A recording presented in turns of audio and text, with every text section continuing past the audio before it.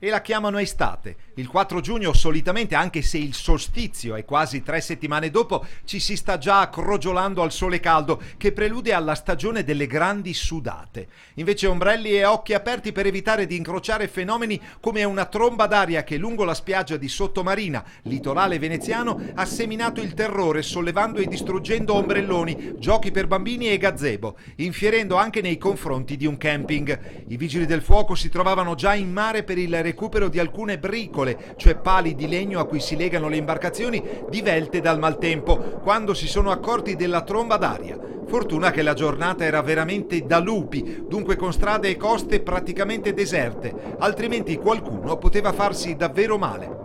Come è successo a Venezia, dove addirittura un fulmine ha originato un incendio in un palazzo del centro storico, sgombrati dai vigili del fuoco gli inquilini, per lo più persone anziane, provate fortunatamente solo dallo spavento.